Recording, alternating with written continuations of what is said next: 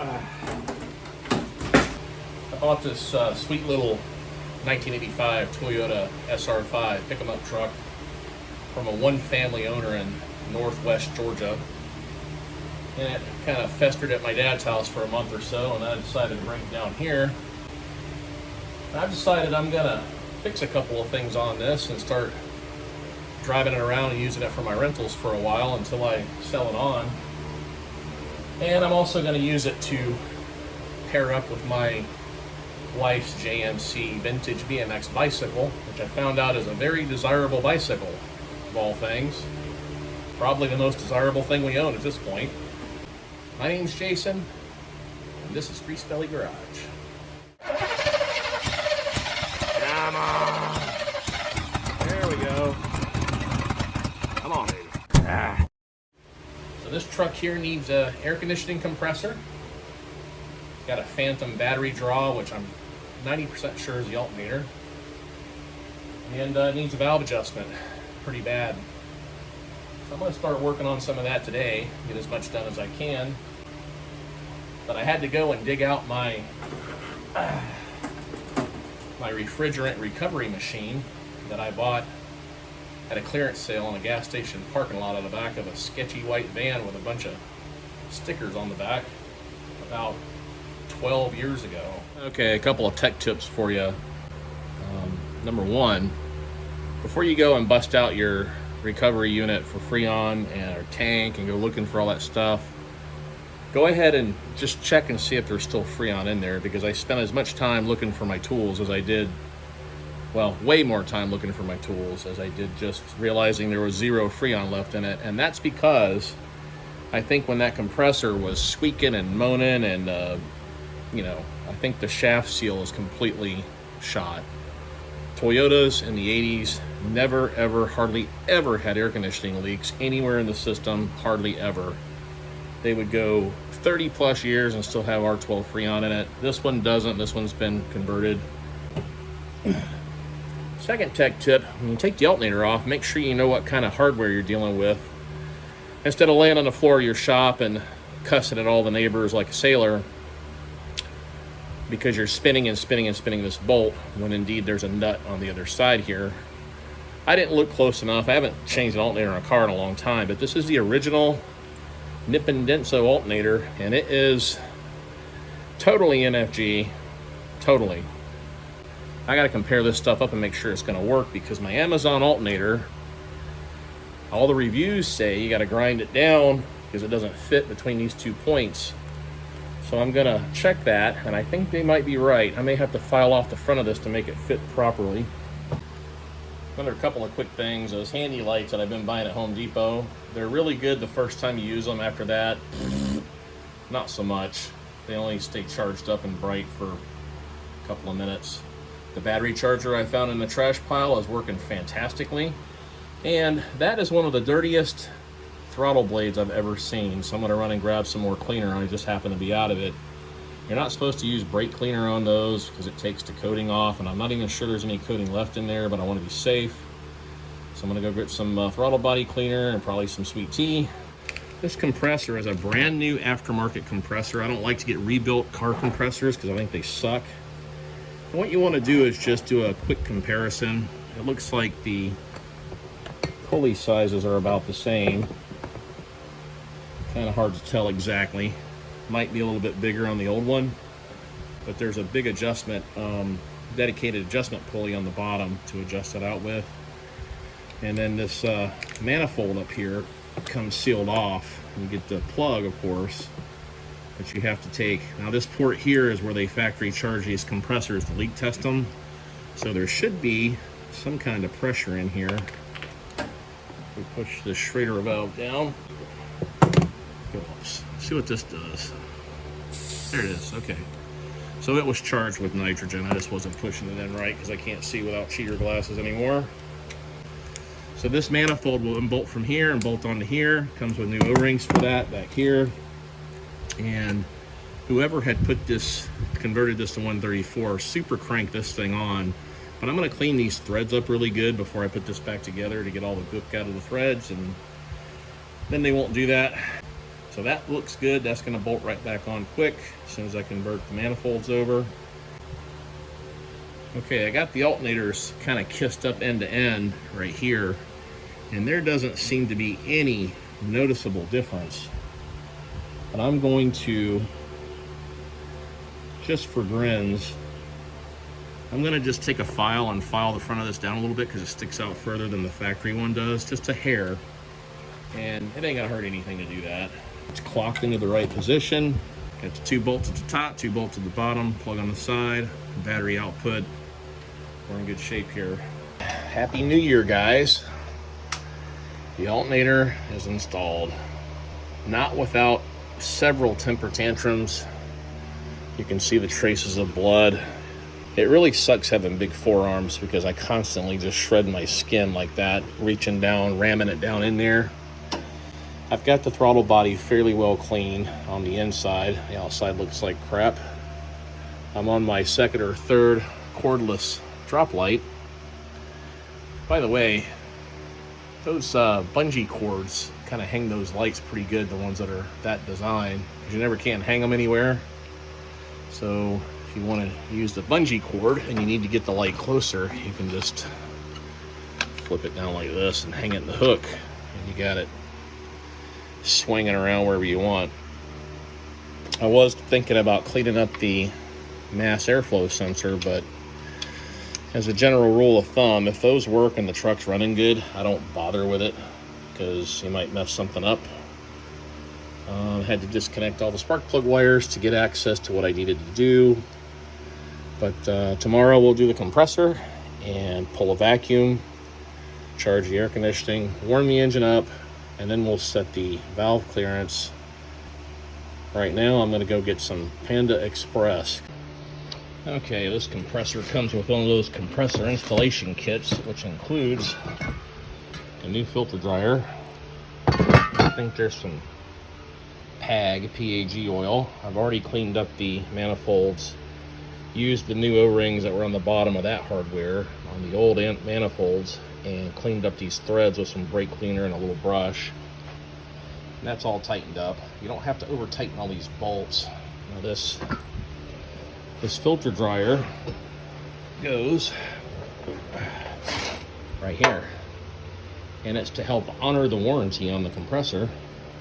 I'm going to do it because I've seen a lot of Toyotas where the little balls, little I never can say the word or what's in there, the stuff that dries it out, they will come apart. It comes with 2 new O-rings. You just soak them down with a little bit of the PAG oil before you screw all this together. And I'm going to replace the O-rings from the compressor, probably back to the evaporator. Put oil on those as well before I put them together. And never over tighten this stuff. It's not necessary. You can always tighten it a bit more, but you can't go back and uncrush an O-ring. Fabulous progress now. The alternator is all completely bolted and tightened down, belt adjusted. Compressor is installed. All new O-rings are installed. Double checked all the fittings. New receiver dryer installed. Brackets are bent so it'll hold it properly, unlike the last one was. That had been replaced before. I didn't realize it, but somebody did a good job actually when they did a conversion on this. One problem I had to hook up one of my old residential gauge sets and one of my automotive gauge sets to my vacuum pump to pull a vacuum. Got the vacuum pulled. I always pull it to about 26 or more inches of mercury. Then I went ahead and just jammed with this little cheap gauge. I jammed like a static charge in here, so I'm going to go and probably grab lunch right now. And I usually hibernate between 1 and 4 in Florida. It's just too hot to get anything done. You know, a vacuum pump is an excellent way to test for leaks, but you can also have leaks under pressure. Some leaks will hold a vacuum, but they won't hold pressure, and vice versa. So it's always good to do both, and that's how I do it when I do cars. If there is any suspect area that I found in this entire system, it's down on this liquid line by the battery box, right at the end of my finger there. Maybe a little suspect, maybe a little corroded. The old filter dryer wasn't in all that great a shape either. Now these are made out of steel, and believe it or not, Freon or refrigerant can kind of leach right through this without any kind of an issue, and you'll never know sometimes that it happens until you put like UV dye or something in it. I don't think this truck's got any leaks. I'm just trying to be cautious, you know, because I'm extremely cautious. Okay, I'm straight back from BK. I'm gonna check out the AC here. Had some oil on the lens of my camera here. Okay, fired right up, that's good. The voltmeter is working perfectly now. We don't have really any belt squeak anymore. All right, AC. All right, I heard the clutch engage, maximum. Starting to cool off. I guess that gauge, that little hose gauge duber, is not very accurate or reliable. So what I'm gonna do instead is, we'll just do a temperature differential here.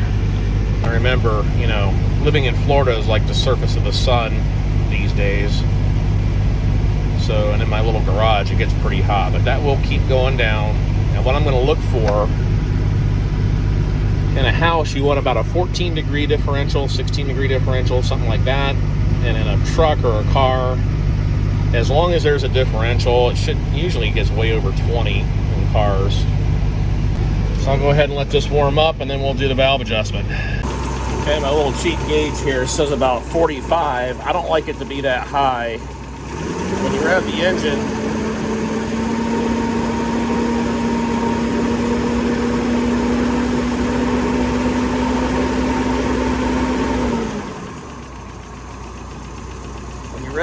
that low pressure will go down, which drops the evaporator temperature inside. I can kind of live with it right there, but I think what I'm going to do is go out and drive this thing around some. I'll probably hose out this condenser. It might be a little bit clogged up. And by the way, these liquid lines will be pretty warm, especially on the output side of the compressor. That's coming from the compressor. What do we got ticking now? Oh, got a spark problem. Look at that. That'll get you. I guess that's my cue to turn this thing off and adjust the valves. Okay, valve adjustment time. I got the valve cover off in just a few minutes. Of course, I destroyed the PCV valve. I kind of figured that would happen. I think it's probably original also. I got a 19 millimeter and a ratchet down on the crankshaft bolt. And I got number 1 at top dead center. Now I know that because of the pattern on this distributor cap. You can see the firing order is 1, 3, 4, 2. So when the rotor is at those positions on the cap, it's at number 1 right now, which is exactly at the green plug. Then I'm going to take the crankshaft bolt 180 degrees. That should line up with number 3, which will be about right where this slot is right here.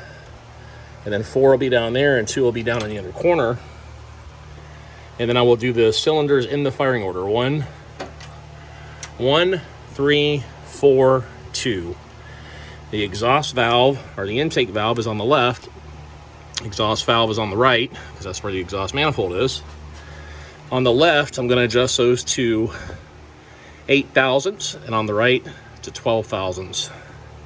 Each cylinder, when it's at top dead center, should have a little play in both rockers. I got a flathead screwdriver, a 12 millimeter wrench, and a set of feeler gauges.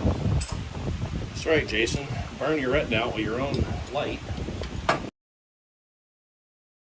Okay, I got it all buttoned up except for the PCV valve, which I'm going to go try to find right now. And I'm also going to see if I can't get a cap, because this thing here, sorry, my belly hit the tripod. This thing here is pretty corroded. The rotor's like brand new, but the cap's not. So I'm just going to go see if I can get a rotor and a cap for this. I think the wires will be fine. Just as I suspected, every single exhaust valve was adjusted to 8 thousandths instead of 12.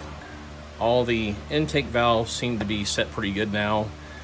And I got the exhaust valves probably set maybe even like to 13 thousandths, maybe just a little bit looser, but it was so tight I could not get the feeler gauge in any of the 4 on this side of the engine where the exhaust manifold is. Okay, nobody's got parts for this thing. I took a clear plastic hose and rigged that PCV valve back together, and in the process of it, I busted the nipples off that little emissions control ported vacuum switch duber. Now I'm gonna have to order one of those somewhere. Gonna have to get a set of spark plug wires because they keep falling out. Cap on the rotor will be here tomorrow. So I'm gonna try to just get this thing started up. I got all the valves adjusted. I got the air compressor done. I got the alternator done. I'm gonna take this thing for a little test ride. As it is, I don't think it's gonna be a problem with the way it runs. And see how our air conditioning is doing. See if it'll even start and see if it still makes that tapping noise. Or see if the tapping noise is worse.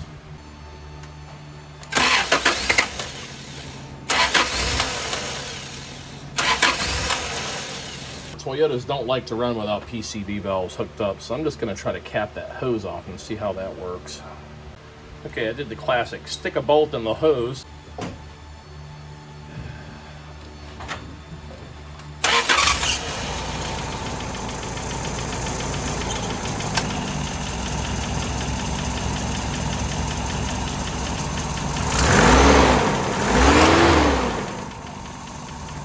It's going to run a little rough until I get that PCV valve fixed. Sounds like I'm going to have to check the freon pressure too. Parts store may not have had the parts that I needed, but they had these really cool sunglasses, UV 400 rated driving glasses. My AC is still working. It was not low on freon. The idle's too low for the compressor to kick on, so I think it has a cutoff for the compressor when the RPMage is too low. And we'll just go drive around the block. It's always fun to watch a fat guy drive a Toyota, isn't it?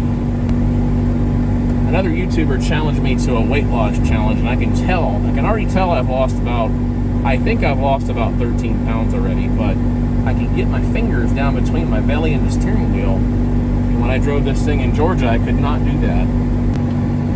All right, so let's just take it around the block.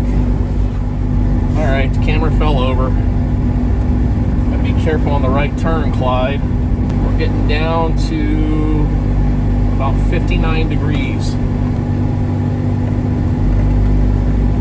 Sometimes when I'm driving and I go around curves and stuff, I like to kind of lean into them. You know, it makes me feel like I'm really cruising, I guess. I kind of like this angle of me. It's kind of 3D, like, woo. Both hands on the wheel, Jason.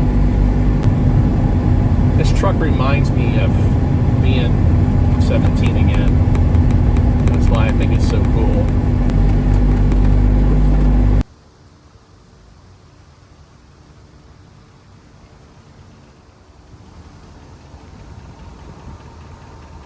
It's not completely what I wanted to get done yesterday, but it's a lot better than it was.